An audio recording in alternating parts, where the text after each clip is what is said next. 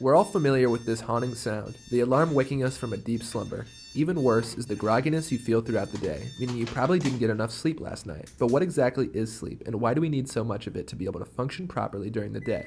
Researchers estimate that we spend nearly a third of our lives asleep. What happens to the brain and body during this deep slumber? By the end of this video, you will know the details of the sleep cycle and how your shut-eye leads to many waking possibilities. To begin, we gathered some information from our fellow Psych 220 students using a survey to learn a little bit more about how sleep affects college students. Out of the 31 students who responded, 39% reported getting 5 to 6 hours of sleep the night before our 8 a.m. lecture. Psychologists recommend that college students get about 8 to 10 hours of sleep each night, yet only 7% of our classmates reach that amount. 42% of our classmates agreed that it wouldn't hurt to get about 2 to 3 more hours of sleep to avoid feeling so awful the next day. When they don't get enough sleep at night, our classmates report feeling tired, fatigued, slow, irritable, unmotivated, unproductive, and unfocused the next day.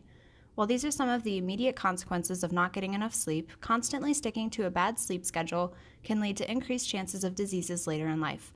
There is a 24% increase in heart attacks during spring daylight savings when we lose an hour of sleep, and a single poor night's sleep can lessen the productivity of the immune system by 20 to 25%.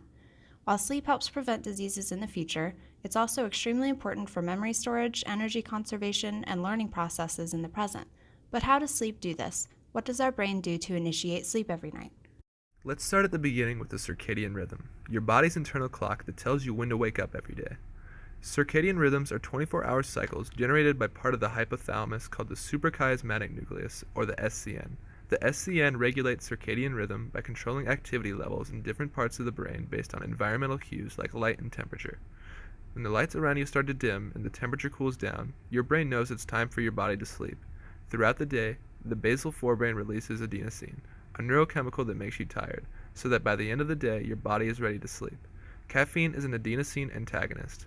While your morning coffee may delay that sleepy feeling throughout the day, you eventually become dependent on it, as the adenosine receptors in the brain are being blocked and therefore multiply, making your body require more caffeine to elicit the same effects. About 2 to 3 hours before we go to bed, the pineal gland is told to release melatonin, a hormone that makes us sleepy. However, we often adjust our bedtime to fit our busy schedules. On the weekend, we college students usually expose ourselves to light and noise late at night and then choose to wake up much later in the morning. The onset of light when we wake up resets our circadian rhythm to late in the morning. On Monday morning, our bodies are still used to the sleep schedule from the weekend, and it's hard to wake up. This is why it's so important to try and stick to the same sleep schedule 24/7.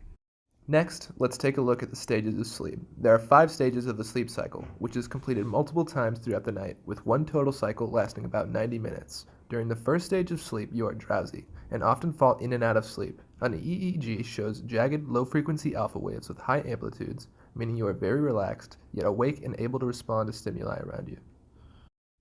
In stage 2, you are in a state of deep relaxation. Theta waves dominate brain activity during this stage, and an EEG shows the occurrence of sleep spindles, which are bursts of high-frequency brain waves important for learning and memory. We spend about 50% of our total sleep time in stage 2, therefore improving learning and memory the longer we sleep and go through stage 2 of the sleep cycle. In stages 3 and 4 of sleep, one enters a deep sleep with low-frequency, high-amplitude delta waves dominating brain activity. Your heart rate, breathing rate, and brain activity decrease dramatically during these stages, a sign of the parasympathetic nervous system at work. People who wake up at this part of the sleep cycle often don't feel refreshed no matter how long they've slept. They feel disoriented because their body is initiating a sympathetic response immediately after they were in a state dominated by the parasympathetic nervous system. REM sleep, or paradoxical sleep, is the last sleep stage, characterized by rapid eye movements. Brainwaves mimic those observed when one is awake due to the intense brain activity and dreaming that occurs during this stage. Paralysis of voluntary muscles occurs to keep you from acting out your dreams. While we are still working to determine the exact causes of dreaming, research shows that REM sleep is necessary for improved movements, learning, memory storage, and emotional processing and regulation.